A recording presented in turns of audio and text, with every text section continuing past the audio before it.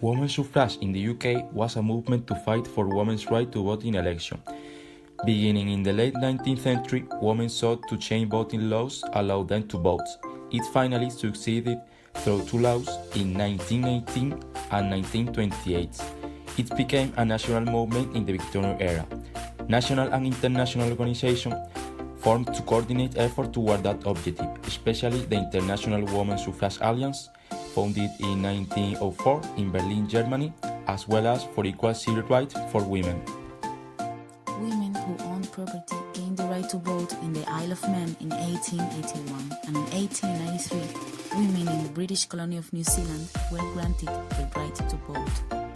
Most major Western powers extended voting rights to women in the interwar period, including Canada, Britain and Germany, Austria and the Netherlands, and the United States as well. Notable exceptions in Europe were France, where women could not vote until 1944. The campaign for women's suffrage in Great Britain and Ireland gained impulse in the early part of the 19th century, as women became increasingly politically active. During the campaign to reform suffrage in the UK, John Stuart Mill, elected to Parliament in 1865, campaigned for an amendment to the Reform Act in 1832 to include female suffrage. Thanks to this reform, a few women can vote in parliamentary elections through property ownership. This right was confirmed in the Local Government Act in 1894 and extended to include some married women. By 1009, more than 1 million single women could vote in local government elections in England. In 1881, the Isle of Man passed a law giving the vote to single and widowed women who passed a property qualification. This was to vote in elections for the House of Key in the Island Parliament. This was extended to universal suffrage for men and women in 1919. During the later half of the 19th century, a number of campaign groups for women's suffrage in national elections were formed in an attempt to lobby members of parliament and gain support. In 1897, 17 of these groups came together to form the National Union of Women's Suffrage Societies, who held public meetings, wrote letters to politicians, and published various texts. In 1907, the National Union of Women's Suffrage Societies organized its first flag procession. This march became known as the Mood March. In 1903, a number of members of the National Union of Women's Suffrage Societies broke away and, led by Emily Pankhurst, formed the Women's Social and Political Union. In 1905, at a meeting in Manchester's Free Trade Hall, Edward Grey, a member of the newly elected Liberal government, was speaking. As he was talking, Christabel Pankhurst and Annie Keeney of the Union constantly shouted out, "Will the Liberal government give votes to women?" When they refused to cease calling out, police were called to evict them, and the two suffragettes were involved in a struggle which ended up arrested. After this media success, the Women's Social and Political Union became increasingly violent. This included an attempt in 1908 to storm the House of Commons, the arson of David Lloyd George's country. In 1909, Constance Lytton was imprisoned but released when her identity was discovered. She distinguished herself as a working-class seamstress called Jane Wharton and endured inhuman treatment, which includes force feeding. In 1913, Emily Davison protested to King George V during the running of the Derby.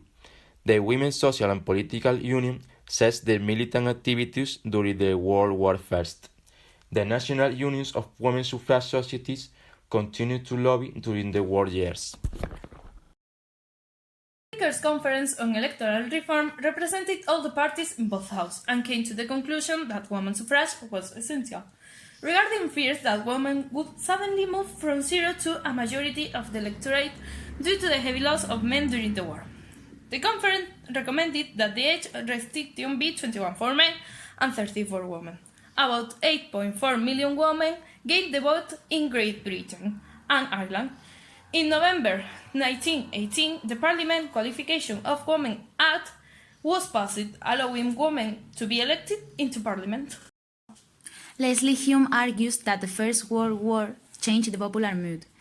Women's contribution to the war effort challenged the notion of women's physical and mental inferiority about them being unfit to vote. If women could work in munition factories, it seemed illogical to deny them a place in the polling booth. But the vote was much more than simply a reward for war work. The point was that women's participation in the war helped to dispel the fears that surrounded women's entry into the public area. Second wave feminism broadened debate to include cultural inequalities, gender norms, and the role of women in society. First wave feminism was focused on overturning legal inequalities, particularly addressing issues of women's suffrage. Third wave feminism refers to diverse strands of feminist activity. The early feminist reformers were unorganized and including prominent individuals who had suffered as victims of injustice. The first organized movement for English feminism was the Langham Place Cycle of the 1850s, which included, among others, Barbara Bodichon and Bessie Rainey Parks. The group campaigned for many women's causes. It also pursued women's property rights through its Merits Women's Property Committee. Bodichon published her brief summary of the laws of England concerning women in 1854, which was used by the Social Science Association after it was formed in 1857. In 1858, Barbara Bodichon, Matilda Mary Hayes, and Bessie Rainey Parks established the first feminist British periodical, the English Woman's Journal. The journal continued publication until 1864 and was succeeded in 1856 by the English Woman's Review. Busheret, Barbara Bodichon, and Adelaide Precotter formed the Society for Promoting the Employment of Women.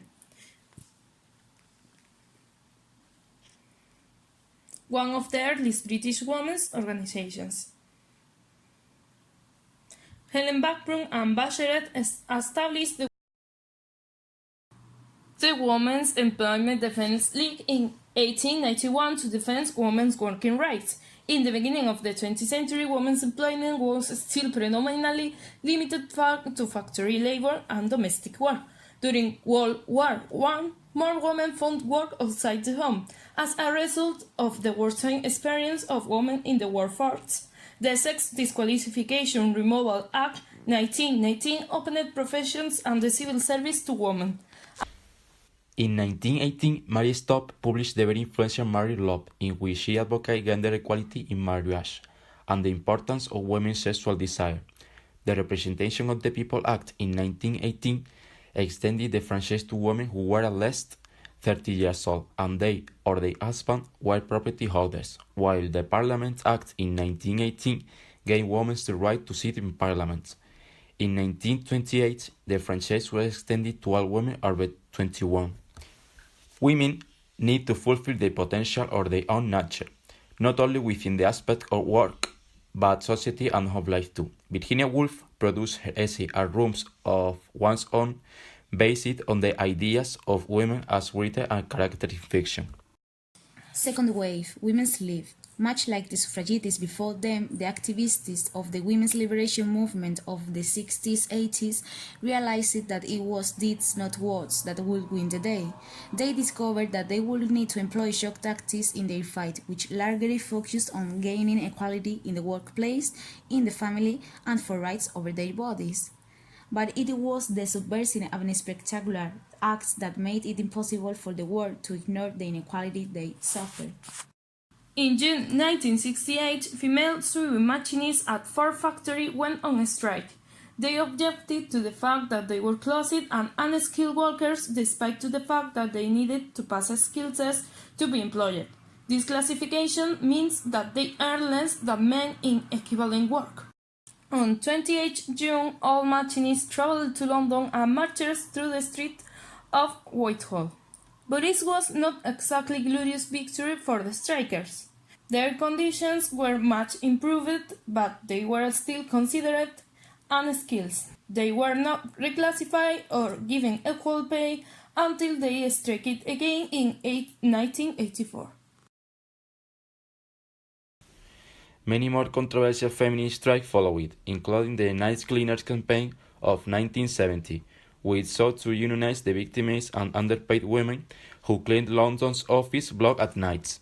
At the end of the 60s, women and feminist thinkers were ready to fight for equality. They had lived through a remarkable era of rapid social and cultural change. Women were still expected to earn less while they worked, to give up work when they got married or become pregnant, to settle down and be good housewives, and to serve their husband and children. The third wave benefited from the preceding one but rejecting many of their mentalities. They believed that feminism should be for everyone, rejecting to the universal sisterhood as excluding LGBTQ and trans women and instead promoting a feminist defined by the individual. Lipstick feminists tossed aside the idea of the beauty as a patriarchal oppression and embraced push-up bras and high heels to prove that femininity and intelligence were not mutually exclusive.